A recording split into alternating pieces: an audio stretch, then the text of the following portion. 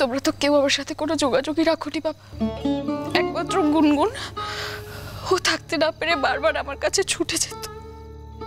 তাই তো গুনগুনের এত বড় সর্বনাশটা করেছি। সাজি, আমি এটা কিন্তু একেবারে সর্বনাশ বলে ভাবছি না। আমার তোমাকে খুব দেখতে ইচ্ছা করতো, আর আজকে আমি যেতাম বলেই তো তোমাকে দেখতে পেতাম, তাই না? হ্যাঁ, এটা ঠিক। তুই গুনগুনকে বলেছিলি যে ওরা লোক একদম সুবিধের নয়, ভালো নয়। সেই কারণেই কিন্তু আমরা জানতে পেরেছি ওর মাধ্যমে যে তুই ভালো ছিলিস না ওই বাড়িতে। হ্যাঁ, ও বাড়িতে ও বন্ধুদের নিয়ে এসেছিল, যারা আমার সাথে অসভ্যতা করেছে। কিরকম বদমাইশ দেখেছো? হ্যাঁ, তারপর আবার সাজি নামে মিথ্যা কথা বলেছে, বলেছে সাজি নাকি ওদের সাথে ড্রিঙ্ক করেছে। আমরা কোনোদিন এসব কথা বিশ্বাস করতে পারি ফটকা? হ্যাঁ, যে সাজি। আমি তো এবারের মেয়ে, আমি কি করে এত খারাপ হতাম গুনগুন? কি করে এত খারাপ হতাম আমি? সাজি, আমরা কেউ কিন্তু ওর কথা বিশ্বাস করিনি। তোমার কি মনে হচ্ছে বলো তো যে আমরা ওই স্রোতের কথা বিশ্বাস করেছি? হ্যাঁ, আমরা কিন্তু এক চুলো বিশ্বাস করিনি, কেউ বিশ্বাস করিনি। তারপর তো এও বলেছে যে আপনাদের বাড়ির মেয়ে কলেজে গিয়ে যাতা করতো। এবার কোনো ছেলে মেয়ে তো বাড়িতে বলে যায় না যে তারা নেশা করছে। তারপর বললো স্রোতের বন্ধু বান্ধব এসেছিল, তুই নাকি সেখানে মদ টদ খেয়ে চূড়ান্ত নেশা করে আর কি সিন ক্রিয়েট করেছিস, এসব তো বললো আমাদের। অথচ ও বাড়িতে বন্ধুদের ডেকে মদের আসর বসিয়েছিল, জানো বৌদিভাই? ওর বন্ধুদের কাছে আমাকে ফেলে রেখে ও চলে গেল। ও আমাকে একা ওদের কাছে ফেলে রেখে চলে গেল।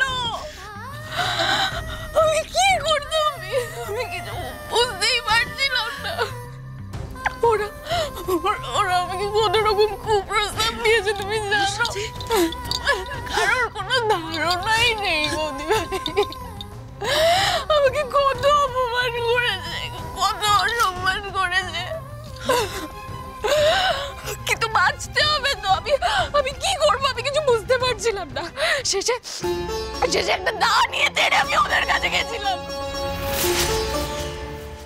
আমি ওদেরকে বাড়ি থেকে তাড়াই। তারপর ও যখন ফিরে এলো, ও দেখলো ওরা তো কেউ আমার কোনো ক্ষতি করতে পারেনি। ওরা এসব দেখে খুব রেগে গেছিল জানো।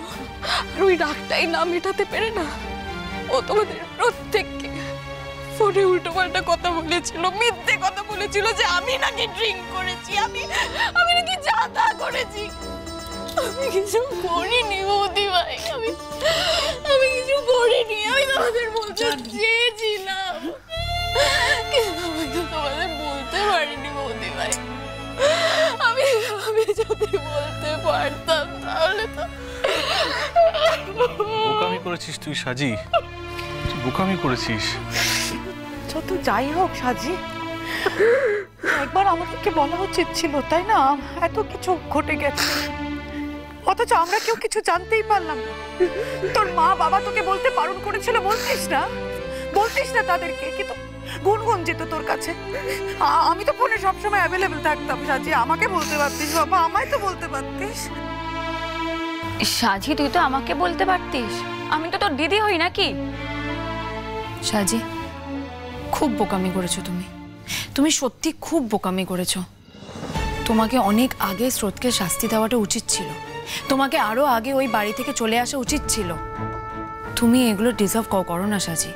এই এক্সপিরিয়েন্সগুলোর কিন্তু কোনো দরকার ছিল না। তুমি বাড়ি থেকে বেরোলে কেন? ও তো জোর করে তোমাকে নিয়ে যেতে পারতো না। আমি চাইনি জ্যাঠাই, ওরা হঠাৎ আমাকে বললো ওর অফিসে কি একটা বিপদ হয়েছে, থানা পুলিশ হয়েছে। শ্বশুর শাশুড়িরা ভাই বললো তোমার স্বামীর এরকম একটা বিপদ, তুমি বউ হয়ে ওর পাশে দাঁড়াবে না।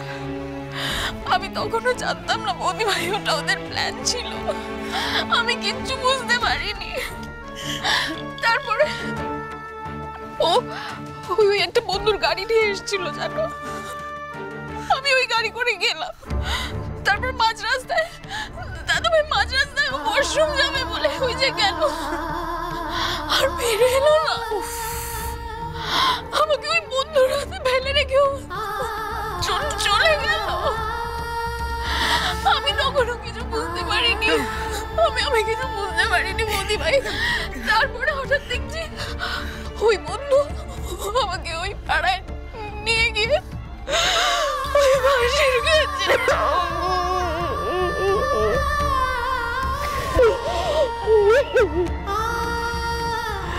এখন এখন কাঁদছো কেন সাজি? আচ্ছা তুমি যেতে যেতে তো একটা ফোন করতে পারতে আমাদের, হ্যাঁ? ফোনটাই তো কেড়ে নিয়েছিল মেজমা। আমি তো ওদের কি করে বলতাম বলো? লক্ষ্মী মা আমার, যা হয়ে গেছে হয়ে গেছে, আর সব নিয়ে ভেবো না। ভগবান। সাজি, সাজি খুব সাবধানে থেকো কেমন? দেখো ওই ছেলে যদি জামিনে ছাড়া পায় ও কিন্তু ক্ষতি করে ছেড়ে দেবে। এইসব ছেলেরা কোনোদিন ভালো হতে পারে না সাজি, আর এইসব ছেলে পারে না এরকম কিন্তু কোনো কাজ নেই। সাজিদ এখন বাইরে বেরোনোর কোনো দরকার নেই, বাড়িতেই থাকবে। আরও যা অন্যায় করেছে তাতে খুব সহজেও জামিন পাবে বা ছাড়া পাবে বলে আমার তো মনে হয় না। না না, যদি জামিনে খালাস পেয়েও যায়, অন্যায় করেছে ও, আর মুখ বুজে বসে থাকবে সাজি? পটকা একটা কথা বলি, হ্যাঁ থাক, ছেলে মেয়েরা তাদের থেকে বাপ মায়ের দূরত্ব যদি থাকে না, তাহলে এরকম হয়। কিছু মনে করিস না, এই তুই আর এই ছোট বউ যদি এইভাবে মেয়েটাকে না বলতিস না যে আপনার সাথে কোনো যোগাযোগ রাখবে না, কোনো কথা বলবে না, আজকের এই দিনটা দেখতে হতো না। এটা থেকে শিক্ষা পেয়ে দিত একটা, বাচ্চাদের সাথে এরকম করতে নেই, তাদের এমন কোনো অবস্থায় ঠেলে দিতে নেই যেখান থেকে তারা বাবা মায়ের সঙ্গে কথা বলতে পারবে না। একটা মেয়ে সারাটা জীবন আদর আহ্লাদে বড় হয়েছে, কি অবস্থার মধ্যে গিয়ে পড়েছিল ভাবতো। করোনা করোনা এরকম আর করোনা, কখনো করোনা। হ্যাঁ ঠিকই বলেছে ভজন, ঠিকই বলেছে। তুমি নিজেকে এবার একটু সামলাও, ভবিষ্যতে আর এরকম করো না। কি করে বুঝবো বলো তো বর্দা, মানুষ এত ছোট হতে পারে, এত খারাপ হতে পারে, আমাদের বাড়ির মেয়েকে এত অত্যাচার করতে পারে? দেখো তোমরা তো কেউ বোঝেনি বলো বর্দা, তোমরা কি ঘুণাক্ষরে টের পেয়েছিলে এত খারাপ ওরা? তবু খানিকটা হলে আমি কিন্তু আঁচ পেয়েছিলাম, আমি বারবার সকলকে সাবধান করেছিলাম। তোমরা তখন বলেছিলে ঠিক হয়ে যাবে সব, ছেলেটা নিজের পায়ে দাঁড়িয়ে যাবে, বলনি বলো? না না না, সে কথা হচ্ছে না। তুমি মেয়েকে কেন বলেছিলে যে সম্পূর্ণ যোগাযোগ আমাদের সঙ্গে বন্ধ করে দিতে, ওকে এই বাড়িতে না আসতে? কেন বলেছিলে যে তুমি তোমার সমস্যা নিজে মেটাও? তুমি আর ছোট বউ এই দুজনে মিলেই তো বলেছিলে। সেটা আমার অন্যায় হয়েছিল দাদা। আমাদের সব কথা কেউ শোনে দাদা? আমাদের সব কথা যদি শুনতো তাহলে তো সাজির জীবনটা এরকম হতো না। না, সাজির জীবনটা অনেক সুন্দর হতো। আমরা কি করে বুঝবো বলুন তো যে মেয়ে আমাদের কোনো কথাই শোনে না, সে বেছে বেছে ঠিক এই কথাটাই শুনবে? আর ওর বেছে বেছে এই কথাটা তো শোনার কোনো দরকার ছিল না। ঠিক আছে, মানছি মানছি আমার অন্যায় হয়েছে, ওর বাবার অন্যায় হয়েছে। আমরা নয় বলেছিলাম যে আমাদের সঙ্গে কোনো যোগাযোগ রেখো না, আমাদের ফোন করো না।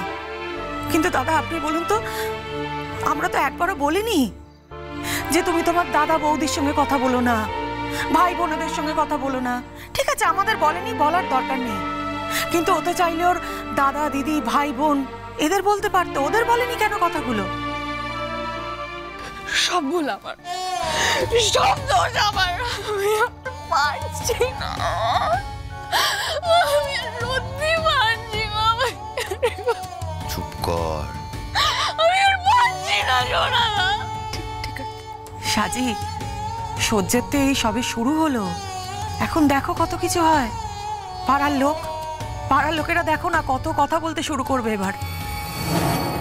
ঠিকই তো বলছিস তুই, পাড়ার লোকই তো ওকে খাওয়াবে পড়াবে ওকে দেখবে তাই না? বারবার বলছি চুপ কর, কি চাইছিস? ওইখানে থাকবে না, কোথায় যাবে মেয়েটা? পাড়ার লোক পাড়ার লোক, বড়দি বোঝা আমি আর পেরে উঠছি না। মিস্ত্রি আমি তো এই কথাটা বলিনি। আমি কি বললাম বলো তো? আমি বললাম এবার পাড়ার লোক ডেকে ডেকে জিজ্ঞেস করবে যে সাজি এই বাড়িতে কেন পড়ে আছে, সাজি শ্বশুর বাড়ি যায় না কেন। এটাই আমি বলতে চাইলাম। হ্যাঁ, সাজিকে যদি জিজ্ঞেস করে যা যা হয়েছে সাজি সেটা বলবে। তাদের বাড়িতে তো মেয়ে আছে, তারা যদি অ্যালার্ট হয় আর সাজির শিক্ষা থেকে তাদেরও তো শিক্ষা পাওয়া উচিত। তারা আমাদের যদি জিজ্ঞেস করে আমরা তো জানি আমাদের কি বলতে হবে না বলতে হবে। কে জিজ্ঞেস করবে তার জন্য কুণ্ঠিত হয়ে থাকাতে কোনো লাভ নেই, কোনো কারণও নেই, কোনো প্রয়োজনও নেই। না।